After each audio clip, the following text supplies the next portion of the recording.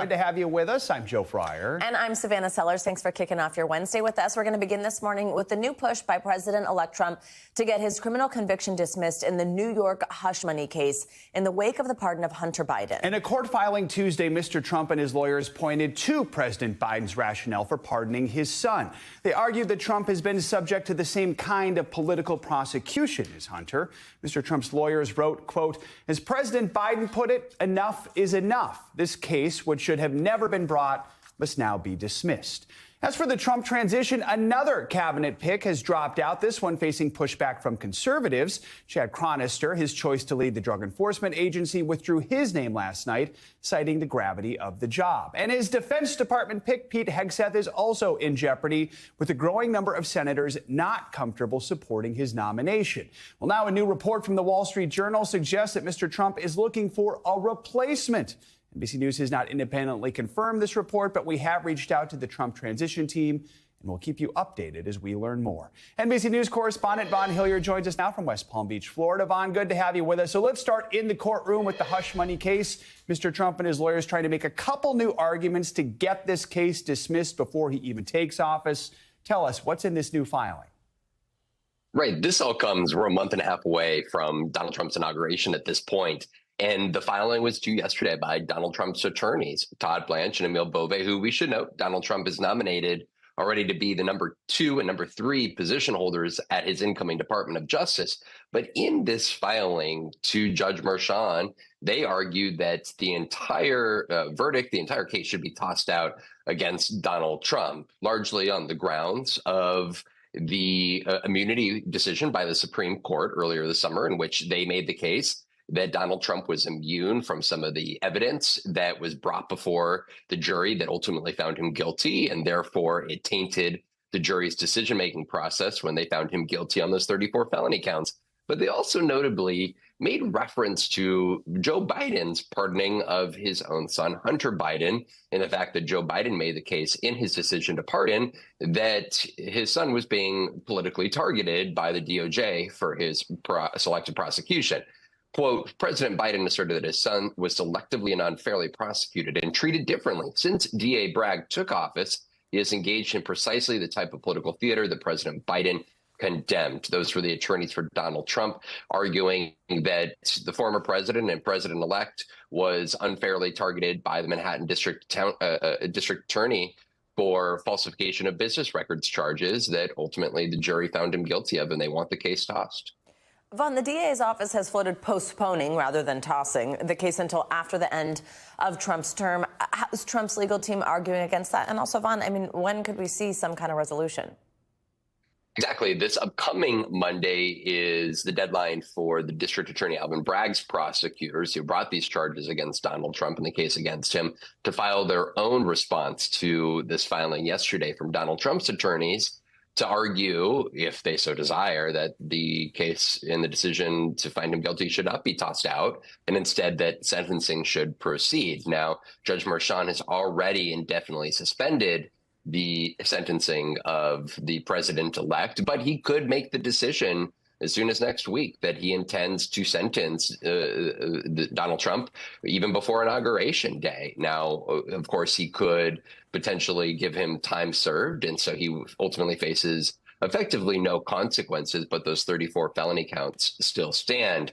And yet he could also potentially try to stave off or make the decision to move his sentencing back all the way until after Donald Trump leaves office in 2029, which Donald Trump's attorneys argue would be, in their words, ridiculous, seeing as how the investigation into him would have begun a decade earlier, back in 2018, a long span of time. Vaughn, let's talk about the Trump transition and the turmoil around some of his cabinet picks. Chad Chronister withdrew his name from consideration last night. Now, this is not a name dominating the headlines the same way as a Pete Hegseth or a Matt Gaetz. So talk about his background and why he dropped out. Right. This has been a busy few weeks down here in Palm Beach as Donald Trump rolled out these announcements one after the other, quite in quick order. And in the scenarios of each of these picks, didn't go through the typical FBI background checks. And there were some who questioned the vetting process of some of these individuals. Chad Chronister specifically has been a part of the Hillsborough County Sheriff's Department in the greater Tampa Bay, St. Petersburg area for 28 years. He's the sheriff, and that's who Donald Trump selected to be the head of the Drug Enforcement Administration. He's also the son of the former San Francisco 49ers owner, a major donor to Donald Trump. Somebody, though, who came since his selection to be the nominee for DEA, the head of DEA 3 days ago, came under a lot of scrutiny, particularly by conservatives on the right, who referenced back in 2020 his COVID protocols and his decision to have a pastor who was flouting COVID protocols arrested. Those charges were ultimately dropped against the pastor, but there was a lot of reticence towards his selection. And just 3 days later, he took his own self out of the running, which now means that two individuals have taken themselves out of this, including Matt Gaetz. Of course, Pete Hegseth, the defense secretary nominee, is up on Capitol Hill this week here, trying to protect his own nomination under serious questions of whether he could pass the confirmation process coming up. Pushback from the right and the left for some of these picks. All right, Vaughn, thank you so much. Thank you. Well, let's turn now to the new allegations that are threatening the nomination of Trump's defense secretary pick, as we've been discussing. Pete Hegseth. In an exclusive report from NBC News, 10 current and former Fox News employees spoke out about Hegseth's relationship with alcohol, telling NBC that his drinking habits worried them. NBC News senior national security correspondent Courtney Kuby has more on our team's reporting. Joe and Savannah, we spoke with 10 current and former Fox News employees who detailed a pattern of behavior by Pete Hegseth when he was host of the popular weekend morning show Fox and Friends that included showing up to the show sometimes only minutes before it was actually on the air at 6 a.m., talking about being hungover, talking about being up all night or barely sleeping at all, and at times even still smelling of alcohol from the night before. Now, these individuals could not point out a specific time where this impacted him actually showing up for the show or actually was really visible on the air. But they did talk about the stress it caused to the staff on that show. People being concerned he wouldn't show up at all, he would oversleep, or worried about him simply not being prepared for the show. At times, even having to have his makeup done on the set only moments before they went on the air. Again, this is 10 current and former Fox News employees who told us about this sort of behavior. Now, the Trump-Vance transition team denied this and called these allegations false, but they come on the heels of a pretty scathing report by The New Yorker, which detailed very similar behavior when Hegseth was at Concerned Veterans for America, a nonprofit veteran advocacy group, in the years before he went to Fox and Friends as a host in 2017. An attorney for Hegseth referred his comment to the transition team, and Fox News did not immediately respond to our request for comment. Joe, Savannah? Courtney, thank you very much. Later today, the Supreme Court will consider whether a Tennessee law that bans gender-affirming care for trans youth discriminates on the basis of sex. Well, this marks the first time that the court will consider a law restricting transition-related health care for minors, and legal experts say that their decision could impact this care for both minors and adults for decades to come. NBC News Justice correspondent Justin intelligence correspondent Ken Delanian joins us with more on this. Ken, good morning. Hey, so Ken, walk us through, first of all, what the Tennessee law says, and just what's the key legal question the court is going to be answering today.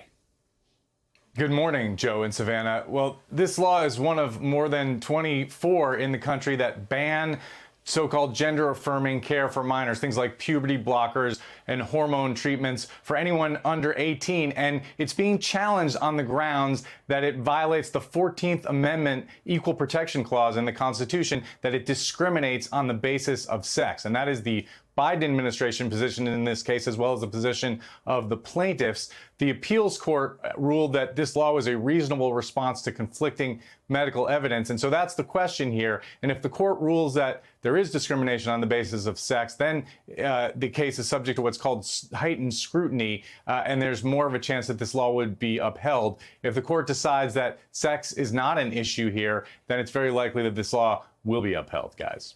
Ken, since 2020, 26 states have passed laws restricting gender-affirming care for trans youth. How will the court's decision on this Tennessee law impact the rest of the country when we see that this patchwork is starting to appear? Yeah, this could be the final word on this question of whether states can, in fact, ban this kind of care for minors. And it's going to ripple across the country and have an influence on a lot of things. And you know, look, it's a really interesting issue. The medical evidence is mixed. In fact, in the UK, the National Health Service has banned the prescription of puberty blockers and other kinds of care for people under 18 after a review found that the evidence for those treatments was remarkably weak. In the United States, medical experts have weighed in more on the side of providing that care. And as you say, the country is divided along red and blue lines on this. It's become a really hot social issue. And so this court's decision will really have an influence on the debate here. And Ken, we see what's happening at the state level, but in his campaign, President-elect Trump promised to bar trans health care for minors nationwide, to prohibit Medicaid from covering the care. So could the outcome of this case in front of the Supreme Court impact whether his promises become a reality? Yeah, absolutely, Joe. Obviously, if the court decides that this law is discriminatory under the Constitution, then that would mean that Donald Trump cannot do that. He couldn't ban Medicaid or Medicare from covering these benefits because they would be protected on gender discrimination grounds. If the court rules the other way, then Donald Trump and the Republican Congress would be free to do that, guys. All right, Ken, thank you so much. Appreciate it. Well, this morning, jury deliberations will continue here in New York City to decide the fate of an ex-Marine charged with allegedly choking a homeless man to death on the subway last year. Daniel Penny has pleaded not guilty to charges of manslaughter and negligent homicide in the death of Jordan Neely. We are about to show you video of the moment in question that has sparked a polarizing debate. We do want to warn you, these images may be difficult to watch. Now, defense attorneys argued Penny's actions were, quote, justified to protect strangers on the train where Neely, a man with a history of mental illness, had been shouting incoherently. But prosecutors claim Penny used too much force and exaggerated the threat when he placed Neely in a chokehold for several minutes. This case is now in the hands of the jury after closing arguments wrapped up on Tuesday afternoon. We, of course, have NBC News legal analyst Danny Savellos here with more on this. Danny, good morning. Good to have you here. So first, I want to just discuss the two charges here that we just mentioned, manslaughter and then also criminally negligent homicide. Walk us through the difference between them, but then also importantly, what it is that prosecutors would have had to prove to this jury that's now deliberating in order to get a conviction on either of those. Both involve criminally negligent homicide and manslaughter. In this context, involve blameworthy conduct that creates a substantial and unjustifiable risk of death. These are words from the jury instructions that the jury is considering. The real difference is in the awareness of risk creation. So for criminally negligent homicide, we're talking about a situation where someone may not be aware that they're engaging in this risky conduct. But from the outside, we all can look in and say, even if he didn't know, what he did was wrong. Whereas the more serious crime, manslaughter, involves awareness of the risk you create, right? It might be the difference between going a few miles an hour over the speed limit and going 30 miles an hour over the speed limit. Someone who drives that fast is obviously aware of the risk that they have created. So it's really a matter of degree, and it can be winnowed down to the defendant's awareness of his risk. But there are other factors here as well, including the justification, the defense, that what I was doing was justified under the circumstances, because you have a right not only to defend yourself, but defend others. But the key in all self-defense cases is that the amount of force used must be commensurate with the amount of force that you are facing. So generally speaking, if someone wags a finger in your face, you can't respond with a machete or a shotgun. So sometimes we can glean maybe what the jury's thinking based on the questions they asked shortly after deliberations started here. They asked questions about, clarifications on the charges and the justification defenses. Is there anything you can take away or read from those questions? Sure. It means the jury is considering justification. Justification is basically what's called an affirmative defense. It's additional facts outside of what is charged. In other words, you're saying, yes, these things happened and I applied force and the person died. But here are some additional facts. I was fearful not only for my safety, but the safety of others. And what I think makes this case really interesting, as I suspected, you have a subway car full of people, many of whom may have seen the facts differently. So you are going to have conflicting facts. And those inure to the benefit of the defendant, because you argue that those differences in stories mean that the government has not proved their case beyond a reasonable doubt. Then you have the use of force experts. Experts are always really helpful to the defense. And if you have a battle of the experts, again, if it's 50-50, you can argue as a defense attorney that that alone is reasonable doubt. So I think the questions being asked by the jurors and the affirmative defense used here, that they're asking about that affirmative defense, might be leaning toward an acquittal. But here's the thing, Joe and Savannah. Nobody, including me, ever knows what a jury can do. And if you're trying to read into what they're doing by their jury questions, it's an exercise in astrology. You might as well be talking about Sagittarius and Aquarius and all these other things, because we really don't know. And you end up finding out that whatever your predictions were way off. So never trust an attorney during jury deliberations who's making predictions. Not a horoscope guy? Well, you might as well be when it comes to juries being out. Well, is this the type of case that's ripe for an appeal, no matter what happens here? Oh, sure. And in a jury verdict, especially a case like this, an appeal is it's an automatic. You're going to appeal. You're going to get at least one appeal as of right to the appellate division. And so you're going to wage your battle there. You argue all the things that you put into the record, and you hope that you have a shot on appeal. But here's the thing. If you're appealing a verdict, you always hear attorneys like me on the courthouse steps say, we vow to appeal. It's not a do-over. It's a really long road and a long shot. You really got to try and win on that verdict. You want a defense verdict. You want an acquittal at this stage, because the world of appeals is the world of mostly not being successful. Danny Savalas, appreciate you as always. Parts of the country bracing for another Arctic blast and even more snow. Let's bring in NBC meteorologist Michelle Grossman tracking it all for us. Michelle, good morning.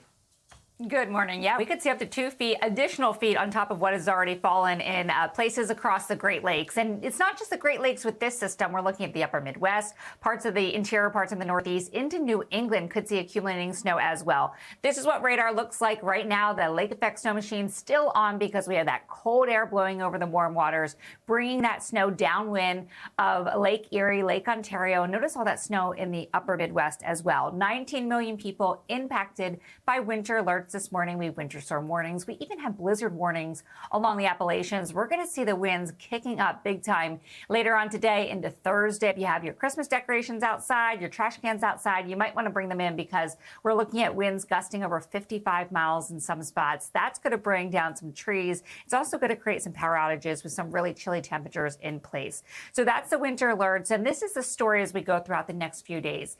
We'll see light to moderate snow for the Great Lakes, also the Northeast. That's going to create really tricky travel from places like Minnesota to western New York. It's a big area that this storm system will cover. And then it's going to move quickly off the coast by tomorrow. But we're going to see that cold air rushing in behind it, Arctic air from Canada. So then we're going to see enhanced heavy bands of snow downwind of Lake Erie and also Lake Ontario once again. And the Tug Hill Plateau could see 2 feet of snow on top of what they've already seen. By Friday, the big story will be the cold winds leading to more lake effect snow. And then it's just blustery and chilly for all the rest of the Northeast. Temperatures in right around the freezing mark for many of us. It's going to feel colder than it is with the winds blowing on Friday. Snowfall amounts as expected. We're looking at the highest amounts downwind of the lakes, and where you can see the pinks and purples. It's not just the lakes. We're looking at places in Vermont, New Hampshire, Maine, Michigan could see accumulating snow, or will see accumulating snow. And equating to those pinks and purples, so 12 inches, 18 inches, we could see over a foot of snow in many spots. Winds will be gusty. As I said, 73 million people at risk from the upper Midwest through the Ohio Valley into the interior parts of the Northeast, the Mid-Atlantic, the Appalachians. And that's because we're going to see winds over 50 miles per hour in some spots, even up to 55. That will bring down trees, like I said, bring down those power outages. And we're going to see a lot of people at risk for this as we go throughout the next couple of days. Peak wind gusts as we go throughout tomorrow. This is forecasted. So anywhere from 40 to 50 up to 55. New York City, you could see a wind gust of 45 miles per hour, up to 42 in Columbus, 45 in places in the Mid-Atlantic as well. The bigger story, too, will be the winds probably by Thursday and Friday, and also that cold air that's going to be reinforced. This is like a train, the Siberian Express coming down from Canada, just ushering in that really cold air. So notice International Falls. Temperatures only in the teens today, Bismarck 25, but it's cold pretty much everywhere from the Ohio Valley to the Northeast, the mid-Atlantic. New England as well. Temperatures just above freezing as a daytime high in Boston today, 36. That's 9 degrees below what is typical for this time of year. And then tomorrow we are looking at temperatures also in the 30s, 26 in St. Louis with temperatures 19 degrees below normal. So guys, really, really cold as we go throughout the next couple of days. And of course, we're going to be adding those snow totals to what we've already seen over the past few days. Oh, all right, more snow, just not here in New York City, where I would love some. Michelle, thank you. See you in a bit. I know. Thanks for watching. Stay updated about breaking news and top stories on the NBC News app or follow us on social media.